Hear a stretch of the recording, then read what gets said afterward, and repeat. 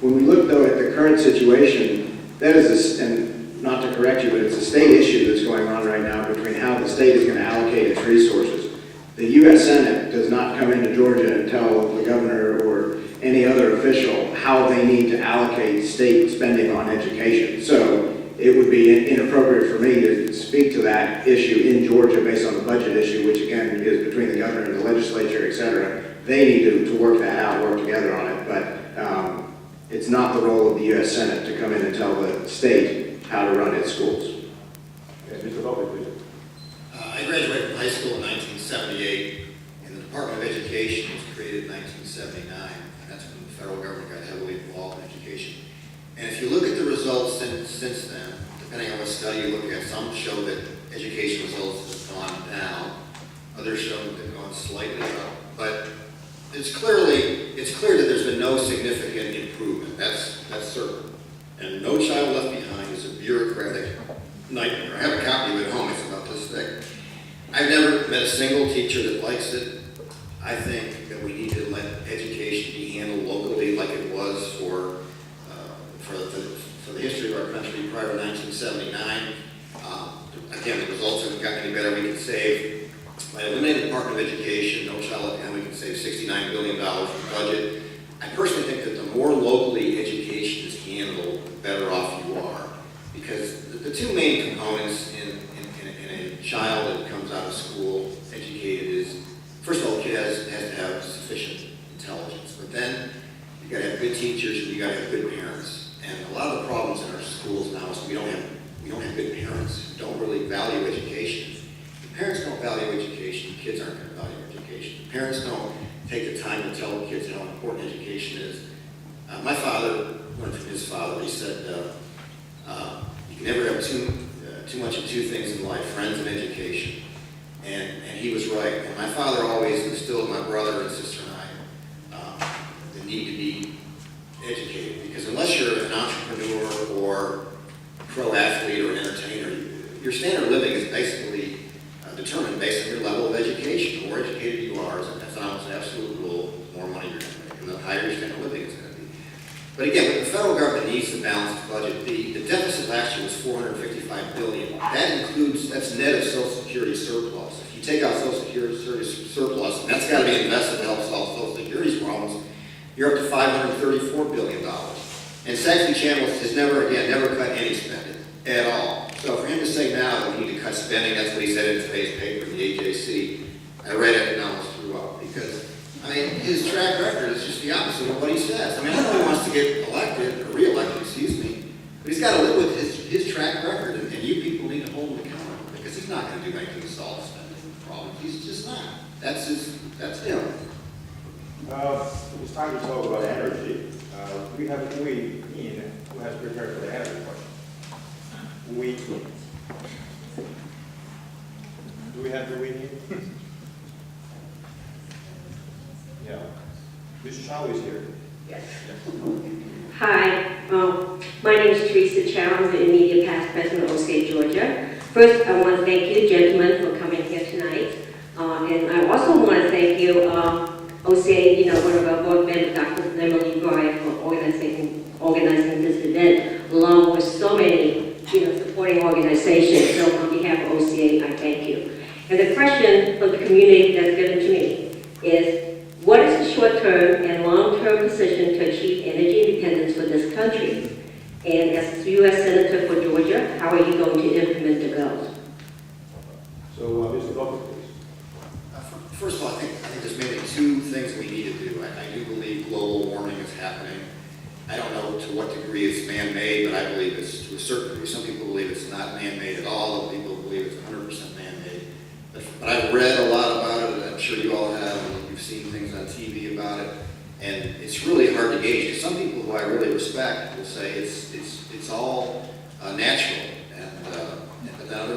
But the vast majority of the weight of authority from the educated people is it's at least in significant part man-made.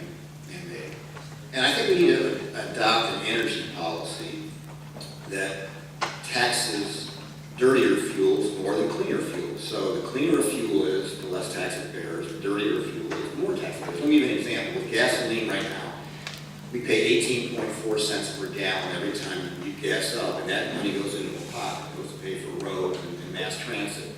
If 10 years from now, let's say half the cars switch over to hydrogen that is produced from clean burning sources, such that there's zero CO2 emissions coming from hydrogen cars, the other half of the cars are gasoline cars, well, I think we should double the excise tax on gas from 18.4 cents to 36.8 cents and have a zero tax on hydrogen. So you incentivize people to buy cleaner fuels. And in reality, if hydrogen or another, we're going to have electric cars next year, the Volt, but the more the cleaner burning fuels catch on, the price of gas, it'll have an impact to reduce the price of gas. So having a higher tax won't have a catastrophic impact.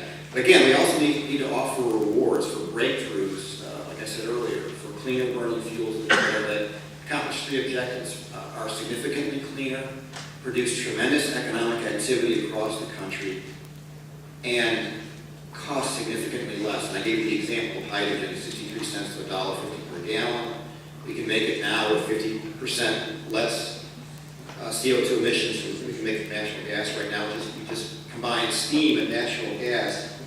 Excuse me, combine steam and natural gas, and you'll produce, throw off hydrogen and CO2. And again, that's an example of a way to create economic incentive for clean burning breakthroughs. Thank you. Energy is obviously a very critical issue going on. It's a big part of the economic situation. Mr. Buckley likes to criticize my boss on issues in his record that he doesn't like. Saxby's got a very strong record on this issue that goes back to before we got into the recent high gas prices. Saxby is a ranking Republican on the Senate Agriculture Committee. The Agriculture Committee writes the Farm Bill, which deals with all of agriculture in this country. It's Georgia's #1 employer, actually. But in this most recent Farm Bill, Saxby worked very, very hard to make sure that we included in there provisions for alternative sources of energy. And we talk about ethanol, not from corn, because we eat corn and it drives up the price of all our food, but from cellulosic products like pine trees and kudzu. These are renewable sources of alternative fuels. Saxby's been an advocate for doing that for many years. Secondarily, we need to increase our domestic supply. Saxby's got a very different position from Jim Martin, who's not here tonight, but who does not support drilling offshore. Saxby says we need to drill wherever there may be resources to find. We can do that in a way that is environmentally sensitive. I mean, we're not talking about putting an oil rig up at the beach at St. Simon's. We're talking about offshore where you can't see it. There's oil in the shale region in Colorado. We've got to develop that. There's oil in Alaska, which Governor Palin is an expert at, and so that's why I'm so excited she's part of the ticket, because then we will be able to develop those resources in an environmentally responsible way. Saxby's fought for that. He will continue to fight for that. The third way we address the situation is through conservation, and Saxby has been a big advocate for that. Wherever he goes talking about energy, he talks about the need to conserve and the need for all of us in our personal lives to exercise decisions and not use as much as we could. So those are the three big ways to do it. Saxby's got a very strong record on it, and he's going to continue that service in that area. Thank you. Tonight's work is not designed to ask each other, but exceptionally, if you would ask one question. I just want to say, Okay. ethanol, if anybody knows anything about ethanol, that's a complete waste. That's a short-term feel-good fix that if you know it's not good for your engine, it's not good for anything. That's a short-term way to help special interest groups, and that won't be around long. It drives up the price of corn, no matter what you talk about. It drives up a lot of corn is used for in the Midwest. The Gang of 10, Saxby's featured energy deal, is probably one of the worst deals in the history of deals, because the offshore drilling ban was about to expire at the end of September, meaning people could drill anywhere. And so Saxby's very proud of that, but it was really an awful deal. When we say farm subsidies, you all pay, according to Heritage Foundation, $320 per year on average to pay for farm subsidies. Most of the money goes to corporate farms and very wealthy, multi-millionaire individual farmers. They've all put in over $1 million to Saxby's campaigns since 1996. So after we hear about this from Mr. Tomczak, we're going to move on to healthcare. So, Mr. Tomczak. The Gang of 10 was then expanded to the Gang of 20.